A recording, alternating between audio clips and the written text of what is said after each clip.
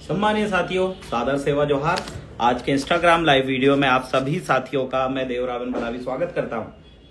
अभी 10 फरवरी से 15 फरवरी तक कछारगढ़ जत्रा अगर आप जा रहे हैं, आप सभी को ढेर सारी शुभकामनाएं। बहुत सारे साथियों का फोन आ रहा था कि कछारगढ़ जत्रा हम जा रहे हैं भैया, उसके लिए क्या कोई टोकन की व्यवस्था हो जाएगी? टिकट और ट्रेन जो यात्रा है क्या मुफ्त है? तो साथियों आप सभी को सूचित कर दूं कि कछारगढ़ जत्रा जाने वाले सभी साथी इस बात का ध्यान रखें, अभी तक रेलवे मंत्रालय की तरफ से, रेल विभाग की तरफ से कोई भी ऐसा नोटिस जारी नहीं हुआ है कि कछारगढ़ जाने वाले लोगों के लिए मुफ्त सुविधा है या फिर एक टोकन की व्यवस्था आप कर सकते हैं। ऐसा कोई लेटर जारी नहीं हुआ है, इसलिए हमारे तरफ से अभी कोई, मैंने तरफ से स्पेशली छिंदवाड़ा जिला के साथियों के लिए कोई भी टोकन की व्यवस्था अभी हमने नहीं करे हैं, क्योंकि जब तक लेटर ना मिल जाए, क्योंकि अगर हम टोकन छपवा भी देते हैं तो ऐसी परिस्थिति में टीटी पकड़ लेता है और बहुत सारे साथियों के ऊपर जुर्माना लगाने की बात करता है, उनको डराने लगते हैं। तो ऐसी परिस्थिति में हमारे पास लगातार रेगुलर कॉल आने लगते हैं, तो हम लोग जवाब नहीं दे पाते कि रेलवे की तरफ से क्या वाकई कोई नोटिफिकेशन जारी हुआ है कछारगढ़ जत्रा के लिए आने जाने के लिए। वाकई होना चाहिए था, क्योंकि मध्य प्रदेश के अंदर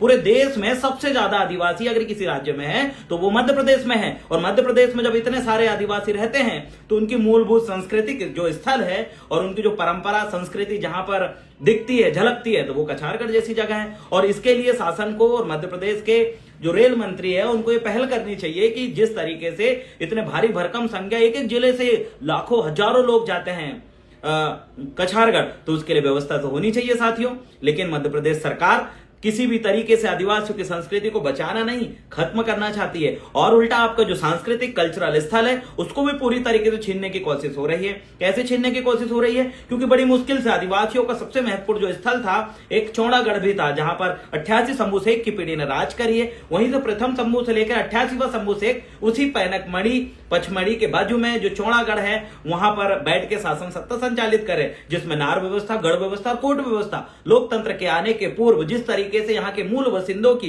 यहाँ के मूल मालिकों की अपनी एक लोकतांत्रिक व्यवस्था थी, वैसे ही लोकतांत्रिक व्यवस्था उसी कछारगढ़ से पूरे गोंडवाना द्वीप जो है, जम्बू द्वीप, संयुंगार द्वीप जो है, वहां पर पूरा का पूरा समुदाय, एक टोटमिक समुदाय जो है, नार व्यवस्था, गढ़ व्यवस्था, कोट व्यवस्था के अंतर्गत संचालित होता था। लेकिन आज आप देखिए वो स्थान भी आपके हाथ से चले गए। धीरे से बमलेश्वरी आप जाओगे, वो स्थान भी आपके हाथ से चले गए। जितने भी आदिवासी सांस्कृतिक स्थल है वो धीरे धीरे किसी अन्य धर्मों के माध्यम से छिनते जा रहे हैं। जैसे अमरकंटक आप गए तो अमरकंटक में भी जो आपका मूलभूत स्थल है वो पूरी तरीके से क्षीण अवस्था में है, और दूसरा धार्मिक जो है जो ट्रस्ट है वहां पर घुस गया है। वैसे ही अमरकंटक में भी हो रहा है। आप सबसे अनोखी बात ये पता चली है कि आने वाले समय में जो अमरकंटक के बाद जो कछारगढ़ जो स्थल है उसको भी वहां की जिला समिति या जिला प्रशासन अपने हैंड ओवर लेने वाली है। और जिस दिन, याद रखिएगा, कछारगढ़ का जो स्थल है वहां की समिति भंग करके अगर जिला प्रशासन ने जिस दिन हाथ में ली तो पर्टिकुलर किसी एक धर्म और संस्कृति का वो स्थल बन जाएगा। मतलब आपके पास पहले से ही जो सांस्कृतिक स्थल आपके थे, जहां से आपके पुरखाओं की आप गोंगो पूजन पाठन करते आ रहे हैं, वो स्थल पहले से तो छिन गए हैं, लेकिन अभी जो वर्तमान आपके हाथ में है वो भी धीरे धीरे छिनने लगे हैं। और जैसे कि आप देख रहे हैं कि घुसपैठिया सबसे पहले या तो आपके स्थलों में सीधा घुसता है, आपके मंचों में घुसता है। जैसे कछारगढ़ मंच में हम देख रहे हैं दादा हीरा सिंह मरकाम जी ने 2016 में मंडला के जाने माने नेता फग्गन सिंह कुलस्ते जी को मंच से उनका माइक छीन के उनको स्टेज से नीचे भगा दिया था। क्यों? क्योंकि दादा हीरा सिंह मरकाम जी जो थे पीली क्रांति के जनक, गोंडवाना समग्र विकास क्रांति आंदोलन के प्रणेता, और जिनके द्वारा गोंडवाना के बहुत सारे संगठन और मिशन संचालित किए गए थे। अगर वो इतने सी भी गड़बड़ी जो है दादा हीरा सिंह मरकाम जी बर्दाश्त नहीं करते थे, और वहीं फग्गन सिंह कुलस्ते जी के द्वारा कई ऐसी बातें की गई जो कि गोंडवाना आंदोलन के विरुद्ध थी, तो तुरंत दादा हीरा सिंह मरकाम जी ने उनके हाथ से माइक छीन के उनको भगाने का काम किया था। लेकिन आज आप देखिए, आज धीरे धीरे दादाजी के खत्म होने के पश्चात फग्गन सिंह कुलस्ते जी और उनकी विचारधारा की कुछ ऐसे लोग उस मंच में प्रवेश करने लगे हैं। अगर वो मंच में प्रवेश करने लगे तो आने वाले समय में वो मंच आपका रहेगा ही नहीं। दूसरा तरीका ये है, या तो वो मंच में घुस के कब्जा कर लेंगे, या तो उस मंच का या फिर उस कछारगढ़ को संचालित करने वाली जो समिति है उसको हाईजैक करने की कोशिश करेंगे, उसको रद्द करके जिला प्रशासन के हैंड ओवर करेगी, और बाद में वो जो स्थल है वो शासन के हैंड ओवर हो जाएगा। और शासन के हैंड ओवर भी अगर हो गया तो कछारगढ़ नहीं रहेगा। इसलिए सम्मानित साथियों, आइए जहां से जीवाश्म की जो जहां के जीवाश्म से आप और हम सब की नस्ल बनी है, जो गौंड समुदाय है जिसमें बहुत सारे समुदाय आते हैं, उन सब की नस्ल की और उनकी उत्पत्ति वहीं के कछारगढ़ से निकलने वाली नर्मदा दाई की जो है जीवाश्म से हम लोगों की उत्पत्ति हुई है। ऐसा साइंटिफिक रीजन बहुत सारे लिटरेचर भी बताते हैं और हम इस चीज को मानते हैं। इसलिए हमारा जन्मदायिनी नदी नर्मदा दाई और जो कछारगढ़ हमारे जहां से हमारी टोटमिक व्यवस्था और हमारी गोत्र व्यवस्था और हमारी मूल व्यवस्था को जहां से संचालित और बनाया गया है, जहां 33 कोटि हमारे जो बच्चे थे, हमारे जो पुरखे थे, उनके द्वारा जिस तरीके की हमारी व्यवस्था को वहां से प्रचारित की गई है, प्रसारित किया गया है, आज वो जगह खतरे में है।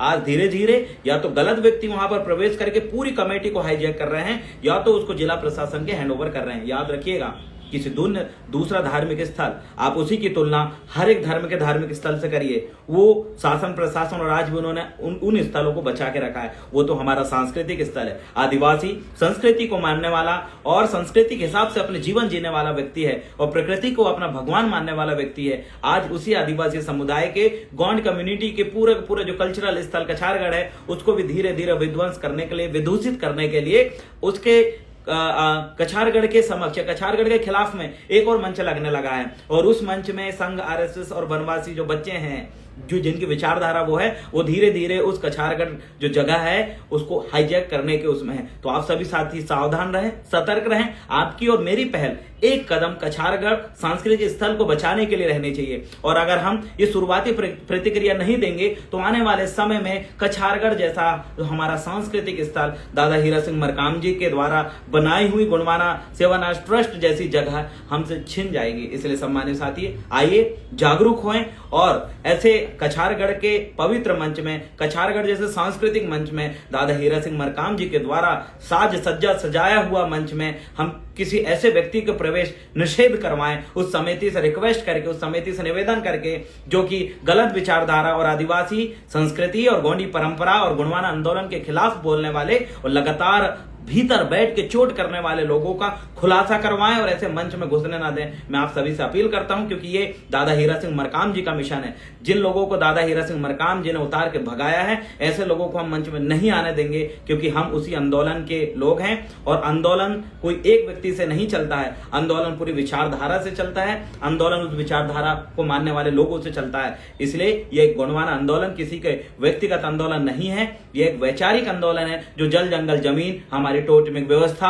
हमारे नार व्यवस्था के माध्यम से यहाँ के मूल बसिंदों के अस्तित्व को बचाना और उनकी अमूल्य वन संपदा, जल संपदा, खनिज संपदा को बचाने का आंदोलन है। आइए आप और हम सब एक पहल करते हैं, अपने लोगों को जागरूक करते हैं और कछारगढ़ अगर हम जाएं तो इस बात को दिमाग में लेकर जरूर जाएंगे कि हमारे इस पैनपुर का स्थल को बचाने के लिए अगर हमें सड़क में निकलना पड़े, लड़ना पड़े तो हम लड़ेंगे, लेकिन इस स्थल को हम खत्म नहीं होने देंगे, इसकी मूल भावना को हम खत्म नहीं होने देंगे। ये प्रण आपको अपने सीने में लेना पड़ेगा क्योंकि बहुत सारे लोग हैं जिनको मैंने देखा हूं जो लगातार हमारी सांस्कृतिक विरोधी गतिविधि और हमारे दुश्मनों के साथ मिलकर बैठने वाले लोग जब इस आंदोलन को हमारी आंखों के सामने अगर खत्म करेंगे तो हम बर्दाश्त नहीं करेंगे क्योंकि इस आंदोलन में हम लोग और अच्छा कैसे करें, इसके लिए हम इस गुणवाना आंदोलन में आए हैं। हम इस आंदोलन को बेचने और इस आंदोलन को बदनाम करने और इस आंदोलन को कमजोर करने और इस आंदोलन को दिखाकर सौदेबाजी करने वाले लोगों की पहचान करना है और ऐसे लोगों से लड़ना नहीं है। उस आंदोलन में प्रवेश करके हमें उस लड़ाई को व्यवस्थित करना है और ऐसे लोगों को धक्का मार के बाजू करना है क्योंकि हमारा उस आंदोलन से दूर भागना समाधान नहीं है। बहुत सारे साथियों ने जो है इस गुणवाना आंदोलन को छोड़कर किसी अन्य आंदोलन और वैचारिक संगठनों में जाके जुड़े हैं। किस लिए? क्योंकि उनको लगा कि ये आंदोलन में गलत लोग संचालित कर रहे हैं। तो याद रखिएगा, आप ऐसे लोगों से आज डर के भाग रहे हैं। अगर भविष्य में आप जिस जगह गए हैं वहां पर भी ऐसे ही लोग आए तो क्या आप वहां से भी भागेंगे? फिर आप दूसरी जगह जाएंगे, फिर ऐसे ही बिकाऊ दलाल टाइप के लोग आपके सामने आएंगे, क्या फिर आप वहां से भागेंगे? नहीं, भागना समाधान नहीं है। हमें वहां रुक कर, वहां डट कर, वहां ईमानदारी से काम करके और अपनी प्रतिभा दिखाकर और अपनी मेहनत से काम करके हासिल करके जब आप आगे बढ़ोगे और उसका समाधान ढूंढोगे, यही उसका समाधान है। गुणवाना आंदोलन से भागना समाधान नहीं है। गुणवाना आंदोलन और गुणवाना के संगठनों से भागना समाधान नहीं है। अगर आपको कहीं गलत लगता है तो वहां से भागिए मत, उसकी सुधार करिए। अगर सुधार नहीं हो रहा है तो थोड़ा धैर्य रखिए, क्योंकि इसी से ही ये आंदोलन आगे बढ़ेगा। और दादा हीरा सिंह मरकाम जी ने भी कहे हैं कि हमें इस प्रकार के जहर को पीना होगा, जो इस तरीके के बदनामी का, इस तरीके के गालियों वाला जहर जो व्यक्ति पिएगा वो आगे बढ़ेगा। हम गुणवान आंदोलन में काम करने वाले लोग हैं, हमें सभी जाति समुदाय को हम लोग उनके साथ में खड़े रहेंगे तो वो हमारे साथ में खड़े रहेंगे।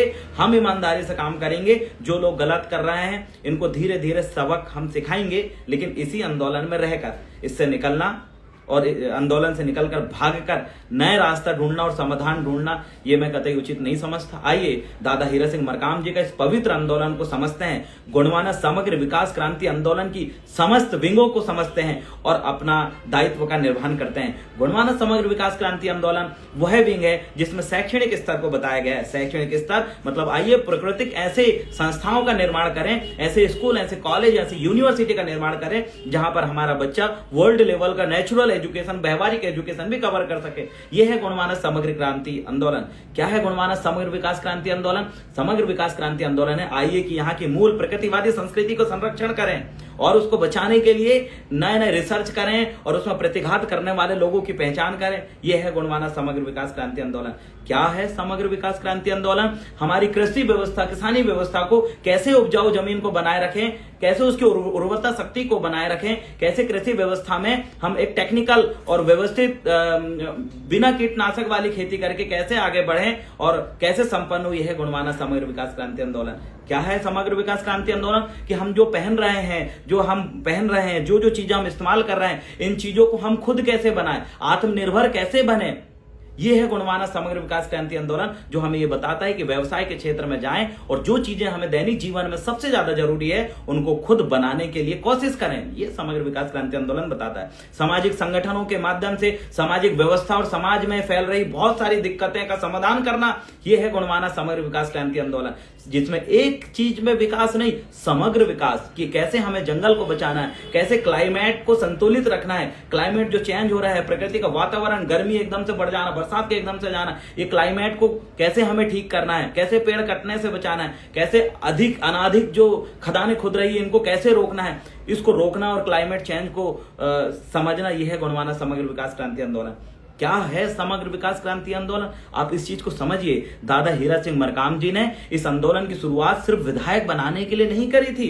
दादा हीरा सिंह मरकाम जी ने इस आंदोलन की शुरुआत मात्र अपना नाम चमकाने के लिए नहीं करी थी। बहुत बड़ा मिशन था उनका। उस मिशन को हमें समझना है साथियों, और हमारे जो किला, महल, अटारी है और इनका रिसर्च करना और इस संबंध में पुरातात्विक, एक प्राइवेट पुरातात्विक टीम हमारी कैसे खड़ी हो सके और कैसे रेगुलर वो रिसर्च कर सके, कैसे जो लिटरेचर हमारे बन रहे हैं, जो साहित्य बन रहे हैं, उसमें सही साहित्य और गलत साहित्यों की एक तथ्यात्मक जांच कर सके, इस विषय में गुणवाना आंदोलन की शुरुआत हुई। समग्र विकास क्रांति आंदोलन ये है कैसे ये यहाँ की भाषा, जो यहाँ के बहुत सारे यहाँ के मूल बसिंदों की भाषा बची है, बहुत सारी की खत्म हो गई, कैसे उस भाषा को संरक्षित रखना, ये है गुणवाना समग्र विकास क्रांति आंदोलन। क्या है गुणवाना समग्र विकास क्रांति आंदोलन? कि व्यवसाय की ओर बढ़ना, ऐसे व्यवसाय करना जिससे प्रकृति को नुकसान ना हो, ऐसे व्यवसाय करना जो चीजें हमें रेगुलर जरूरत में है, वो ये संदेश हमें गुणवाना समग्र विकास क्रांति आंदोलन देता है। दादा हीरा सिंह मरकाम जी ने कहा था कि हम अपनी बैंक बनाएं, अपने लोगों से लोन लें, ये जो है लुटेरे लोगों के लोन और इसके चक्कर में ना फंसे, ये इसकी स्थापना करना और ऐसे करने वाले युवाओं का एक टीम बनाना, ये है गुणवाना समग्र विकास क्रांति आंदोलन, जिसमें हमारी बैंक की स्थापना हम कैसे कर सकें। इन सारी चीजों में समग्र विकास के बारे में एक व्यवस्थित तौर पर ईमानदारी से बढ़ना, ये गुणवाना समग्र विकास क्रांति आंदोलन हमें सीख देता है, जिसमें हम पिछड़े हुए हैं और पिछड़े इन्हीं सब चीजों में है कि हमारी मीडिया से लेकर तमाम डिपार्टमेंट और तमाम क्षेत्रों में अपनी बराबर सहभागिता ना होने की वजह से सबसे पिछड़ा समुदाय यहाँ का मूल बासिंदा है। और उन्हीं को आगे बढ़ाने के लिए दादा हीरा सिंह मरकाम जी ने गुणवाना समग्र विकास क्रांति आंदोलन बनाई थी कि कैसे राजनीतिक में आप भागी निभाओगे, सहभागिता निभाओगे, कैसे संस्कृति को बचाने के लिए सांस्कृतिक आंदोलन बना के सहभागिता निभाओगे, कैसे छात्र संगठन बना के छात्रों की आवाज बनने के लिए कैसे सहभागिता निभाओगे, कर्मचारियों के लिए कर्मचारी संगठन बना के कैसे कर्मचारियों की आवाज आप उठाओगे। इन तमाम चीजों के लिए इस गुणवाना आंदोलन चल रहा है। और आप सभी से मैं निवेदन करता हूं कि आइए समग्र विकास क्रांति आंदोलन को समझें और उसको समझते हुए आप जिस भी जगह काम कर रहे हैं उसको करें और दुश्मनों के संगठन से तत्काल इस्तीफा दें, जो कि दादा हीरा सिंह मरकाम जी का नाम तो लेते हैं लेकिन उनके मिशन में नहीं चलते, दुश्मनों के द्वारा संचालित किए जाते हैं। ऐसे संगठनों से जुड़ने से पहले सोचें। आप सभी से मैं अपील करता हूं कि इस बार कछारगढ़ आप जाएं तो ऐसे लोगों को देखें कि कौन क्या कर रहा है, क्या कोई ऐसा विभीषण है जो हमारे संगठनों में जुड़ के, हमारे आंदोलन से जुड़ के हमें ही कमजोर कर रहा है। ऐसे लोगों की भी आपको पहचान करना है। और कछारगढ़ जैसे मंच में फग्गन सिंह कुलस्ते जैसे नेता और कई ऐसे लोग जिस आंदोलन के खिलाफ हैं, ऐसे लोगों को इस कछारगढ़ मंच में अतिथि और विशेष अतिथि बनाकर बुलाना ये हमारे लिए निंदनीय विषय है। इसलिए हम कछारगढ़ समिति से अपील करेंगे और आप सब भी अपील करें कि ऐसे लोगों को जगह मत दीजिए। उस मंच में ऐसे लोगों को जगह दीजिए जो वाकई दादा हीरा सिंह मरकाम जी के समग्र विकास क्रांति आंदोलन को लेकर काम कर रहे हैं, उन विचारों को आगे बढ़ा रहे हैं, उसमें अपना जीवन खपा रहे हैं। उन लोगों को उस मंच में जगह मिलना चाहिए जिन्होंने अपना सर्वस्व निछावर कर दिया, जिन्होंने जेल गया, लाठी खाया, डंडा खाया, समय समय पे आने पे समाज के सुख दुख में आके लड़ा, अगर वो जिला बदर भी सहन किया। ऐसे लोगों के लिए वो मंच है और ऐसे लोगों को सम्मान देने के लिए वो मंच है। दलाल और इस समाज को खत्म करने वाले, अंदर से चोट को पहुंचाने वाले विभीषणों के लिए कछारगढ़ मंच नहीं है। वो मंच लड़ने वाले, विचारों को आगे बढ़ाने वाले लोगों के लिए है। इसलिए ऐसे लोगों को मंच में जरूर जगह दें और उनको आत्मसम्मान जो है बढ़ेगा, उसका आत्मबल बढ़ेगा तो वो आके और तेजी से काम करेंगे। ऐसे लोगों को जगह दें। गलत लोगों को जगह दिया जाएगा तो वो बाहर निकल के उनको पता है कि इस समाज को कितनी ही चोट पहुंचा दो और मंच में ये फिर भी सम्मान देगी और ऐसे लोग सम्मान देंगे तो उनका सह बढ़ेगा। इसलिए सम्मानित साथियों, इस विषय में विचार करते हो आप सभी सावधानी, सतर्कता बनाए रखें और कछारगढ़ आंदोलन को खत्म करने वाले लोगों की साजिशों पे हम एक कील ठोकेंगे। हमारी समझदारी ही हमारे लिए सबसे बड़ी चीजें हैं। आप भी जागरूक होइए, औरों को जागरूक करिए, औरों तक ये वीडियो पहुंचाइए। बहुत बहुत धन्यवाद। मैं आपका क्रांतिकारी साथी गुणवाना समग्र विकास क्रांति आंदोलन का एक छोटा सा सिपाही देवरावन भलावी। बहुत बहुत धन्यवाद।